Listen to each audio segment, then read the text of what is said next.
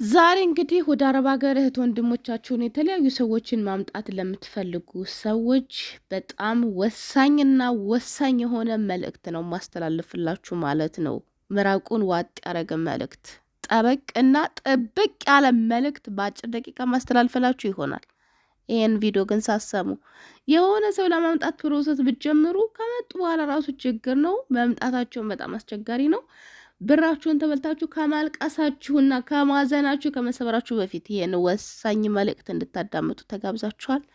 ሰላም ሰላም፣ እንዴት ናችሁ? እንዴት ተከበራችሁ ቤተሰቦች ደህና ናችሁ ወይ? እኔ ያለው እግዚአብሔር ይመስገን። እናንተም በያላችሁበት ዓለም ቅርንጫፍ ሰላማችሁ በዚህ ትርፍ ይበልልኝ እያልኩኝ ዛሬ እንግዲህ ይዤላችሁ የመጣሁት በተለይም ወደ አረብ ሀገር የተለያዩ ሰዎችን ለምታመጡ ሰዎች ለምንድን ይሄ ቪዲዮ ዋና እንደሰራ የተገደልኩበት ምክንያት በአሁን ሰዓት እንግዲህ በጣም ብዙ ሰዎች እያለቀሱ ነው ያሉት። ብዙ ሰዎች በማወቅ ይሁን ባለማወቅ ይሁን ይሄ ሁሉ ሰው በምን አይነት ሲስተም ተሸወደ የሚለው ነገር በጣም ነው ግራ የገባኝ። እንግዲህ ወደ 400,000 ሰው ነው በአንድ ሰው እንኳን ተበላ እየተባለ ያለው ማለት ነው። 400,000 ሰው ምን ማለት ነው? እኔ በጣም ጥያቄ የሆነብኝ። ስለዚህ ለሌሎቻችሁ እኔ እንኳን በትንሹ እንኳን እኔ ካወቅኩት ነገር ላካፍላችሁ ብዬ ነው የመጣሁት ማለት ነው። መቼም እንደሚጠቅማችሁ አልጠራጠርም። 100% እንደሚጠቅማችሁ ነው። በመጀመሪያ ደረጃ ቋንቋ የምታውቅ የትኛዋም ሴት የትኛውም ሀገር ላይ የሰራች ሴት ወደ ዱባይ ለመምጣት በትንሹ ወይንም በትልቁ የሚያስፈልጋትን ገንዘብ ልንገራችሁ።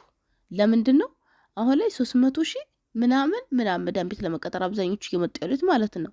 ምን አይነት አሰራር እንደው ግራ ነው የገባኝ። እኔ ግን ከፈለጋችሁ አገናኛችኋለሁኝ። ከፈለጋችሁ ፍላጎት ካላችሁ ማለት ነው ወደ መዳም ቤት ለመምጣት በህጋዊ ኤጀንሲ ማለትም አሁን ላይ በእርግጥ ፕሮሰሱ ትንሽ አስቸጋሪ ሊሆን ይችላል። ለምን አሁን ካለው ነገር አንጻር ፕሮሰሱ ሊራዘም ይችላል። እዚያ ኢትዮጵያ ያለው ነገር ቀጠሮ ምናምን ሊበዛ ይችላል። ወጪው ግን ምንም የሚጨምር የሚቀንስ ነገር አይደለም።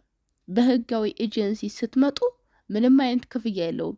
የምትከፍሉት ምንድን ነው? አንደኛ የሲኦሲ፣ ሁለተኛ ነገር ደግሞ ይሄ ቪዛ ምናምን የሚባለው ነገር የምትጨራረሱበት ማለት የምርመራ ምናምን ነገር። ቪዛን ራሱ አይመለከታችሁም። ምርመራ ምናምን ጨርሳችሁ። እኔ አንድ ማቃት ልጅ አለች አሁን በቅርብ ነው የመጣችሁ። በአጠቃላይ በጣም ብዙ ብር አውጥታ ነው የመጣችሁ። ሰውን ስንት ነው? 80,000 ነው። 80,000 ነው አውጥታ የመጣችሁ። እንዴት ነው ሁሉ የሆነው? የመጀመሪያውን 20,000 ብር ከደላላው ጋር የሚያገናኛስ ልጅ ነው ለሱን የከፈለችው 20,000 ማለት ነው። ከዛም በኋላ 2,000 ደግሞ ሲኦሲ ተማረች። ያው የትኛውም ሀገር ቋንቋ ብትችሉ ራሱ ሲኦሲ ግዴታ ነው። በአሁን ሰዓት ሲኦሲ ሳትማሩ የትኛውም ሀገር መሄድ አትችሉም። አሁን የገባኝ ነገር እና ያለውን ነገር ነው የምነግራችሁ። ነጋዴ ምናምን ከሆናችሁ እንደዚህ ሽርሽር ምናምን ልትመጡ ትችላላችሁ። ነገር ግን እንዲህ መዳም ቤት በቪዛ በምናምን ቪዚት ቪዛ ሲኦሲ ግዴታ ነው ለሲኦሲ። እንደዚሁም ደግሞ ቢሮ በቃ የከፈለችው 20 ምናምን ሺህ ነው። 30,000 ብቻ ደምራችሁ 80,000 ያለችኝ 20,000 ግን ተበላሁ ነው እንጂ ምለው ከፈልኩ አይደለም፣ መክፈል አልነበረብኝም ነው ያለችው። ታዲያ እንደዚህ አይነት ህጋዊ ኤጀንሲ እያለ ምን ሆናችሁ ነው በኦንላይን በተለያየ ነገር 300,000 400,000 የሚከፍሉ ሰዎች? ለቪዚት ቪዛ 350,000 የሚከፍላል ለቪዚት ቪዛ ማለት ነው፣ ለ2 ወር ለምናምን ቪዛ። እና በእንደዚህ አይነት መልኩ መምጣት ትችላላችሁ ማለት ነው። ሌላው ነገር ግን በጣም መጠንቀቅ ያለባችሁ የኦንላይን በቲክቶክ አውቄው በጣም ታዋቂ ስለሆነ ምናምን ብላችሁ የምትሸወዱ ሰዎች ማቆም አለባችሁ። ብዙዎች ተበልተዋል። በጣም ብዙዎች በዚህ መንገድ ገባችሁ። ብዙ የሚያለቅሱ አሉ። ከብራቸውን በላይ ከተበሉም በላይ እየተሰደቡ ነው ያሉት። ከተበሉም በላይ ምንም አታመጭብኝም እየተባሉ ነው ያሉት በጣም ብዙዎች ማለት ነው። እና ጥንቃቄ አድርጉ። ኦንላይን አወቅሻት ማለት አብረሹ እንኳን አንድ ሰው 20 ዓመት 30 ዓመት ብትኖሪ የምትፈልገውን ፓርት ነው አንድ ሰው የሚያሳውቅሽ። የሚፈልገውን ፓርት ያሳውቅሻል እንጂ የማይፈልገውን ፓርት አያሳውቅም። እኔ ራሱ ሁላችንም ለሁሉም ሰው የምናሳየው የተለያየ ጸባያችንን ነው። የምንፈልገውን ፓርት እናሳያለን፣ የማንፈልገውን ፓርት እንደብቃለን። ብዙ የምንደብቀው ነገር አለ። ከሰው ከምንወደው ሰው ራሱ የምንደብቀው ብዙ ነገር አለ እና እንዳትሸወዱ። ሚዲያ ላይ መጥተው ሜካፕ አድርገው ምናምን በፊሊተር እኔ እንደዚህ የምትሸወዱ ልጆች በጣም የተገረምኩት ማለት በጣም ብዙ የሚሸወድ ሰው አለ በዚህ ሰዓት ማለት ነው። በዚህ ዘመን አትሸወዱ። ከሰው ምንም ነገር አትጠብቁ። ሰው የሆነን ሰው እንደዚህ ያደርጋለሁ፣ የሆነን ሰው ሽልማት እሸልማለሁ፣ በሚሊዮን ሽልማት እሸልማለሁ፣ ሰው እንደዚህ ይረዳለሁ፣ እንዲህ መኪን እንዳይመስላችሁ፣ የምነግራችሁ ነገር እንዳይመስላችሁ፣ ተጠንቀቁ። እና ለማንኛውም ወደ ጉዳያችን እንመለስ። ሌላው ነገር በአሁን ሰዓት ወንድ ልጆችን ወደ ተለያየ አረብ ሀገር በፍሪ ቪዛ እንደዚሁም ሴቶችን ፍሪ ቪዛ በአሁን ሰዓት በጣም ከባድ ነው። ለምንድን ነው ትንሽ አስቸጋሪ ሆኗል። እንደው መመላችሁ ነገር ምንድን ነው እንደዚህ እንልካለን ምናምን የሚሏቸው ራሱ ሌቦች ናቸው። ሌቦች ማወቅ ያለባቸው ነገር ብዙ ሰዎች እየተበሉ ስለሆነ የማውቃቸው ሰዎች ራሱ ቢሮ ምናምን ያላቸው ሰዎች ራሱ እንዲህ አይነት ነገር አሁን ባለው የሰላማዊ ሁኔታ ይሄ ነገር እንደቆመ ነው የሰማሁት። በጣም የማውቃቸው የቅርብ እንዲህ አይነት ስራ የሚሰሩ ሰዎች ነበሩ፣ በደለላ በህጋዊ ማለት ነው። አቁመዋል። አሁን ባለው ሁኔታ ምንም አይነት ፕሮሰስ እንዳትጀምሩ፣ እንዳትዘረፉ ብዬ ነው፣ እንዳትበሉ ብዬ ነው ይሄን የምነግራችሁ እንጂ የፈለጋችሁት ሰው በነገራችን ጥሩ ነገር ሲመክራችሁ ምቀኛ ነው እንደዚያ ነው እንደዚህ ነው አትበሉ። እኔ ማንም ሰው ቢመጣ ሁሉም የራሱን እንጀራ ነው የሚበላው። ሁሉም በራሱ ነው እንጂ የሚኖረው በእኔ የሚያገኘው ነገር የለም። ማንም ሰው ገባችሁ? ማንኛችንም የሰው እንትን አንዘጋም። ግን አሁን ላይ ብትተዉት ማለት ነገሩ እስከሚረጋጋ የሀገሩ ነገር እንትን እስከሚድረስ ምናምን ዘግየት ብትሉ ነገሮች ሁሉ በጥሩ ሁኔታ ይሆናሉ ብዬ አስባለሁ። ነገር ግን አሁን እናመጣለን ብላችሁ ፕሮሰስ ብትጀምሩ ፕሮሰሱ ላይ ይጠናቀቅ ይችላል። እንደዚሁም ደግሞ አሁን ላይ ከባድ ነው።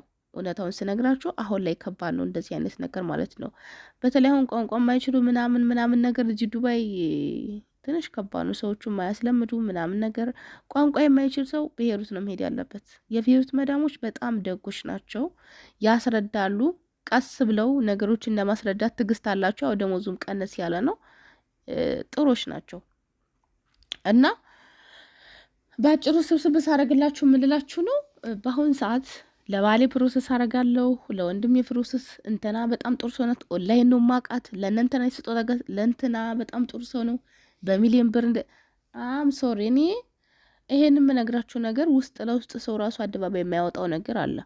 በነገር እዚህ ሶሻል ሚዲያ ላይ እርስ በርሳቸው የሚተዋወቁ በጊፍት አንበሳ የሚላቀቁ ምናምን ሰዎች ራሱ ሄዳችሁ እንኳን ይሄንን ሰው እንደዚህ አድርጎኛል እንኳን ብትሉ እርስ በርሳቸው አይገላለጡም። ለምን? ስጦታ ይሰጣጣሉ። ሼም ይዛጃል። አበሻ አይደሉ? አበሻ ሼም ይዘዋል እኮ በእውነት አበሻ የሆነ አበባ እንኳን ከላክሽል ሼም ይዘው ህዝብ ነው። እና እኔ የምላችሁ ነገር ምን ይሆን ከመሆኑ በፊት ተጠንቀቁ። ከመሆኑ በፊት እንድትጠነቀቁ ነው የምፈልገው። ነገር ግን በሰው ትክክለኛ ደላላ አፈላልጋችሁ እንደዚህ አይነት ፕሮሰሶችን ጀምሩ። በተለይ ቋንቋ የምችሉ የእውነቴን ነው የምላችሁ ቋንቋ የምችሉ የትኛውም ሀገር ሳትዘገዩ እንደው ቢያንስ 20 ቀን 15 ቀን ሳምንት ብትቆዩ ነው የትኛውም ሀገር ለመሄድ ማለት ነው ቋንቋ የምችሉ ሰዎች።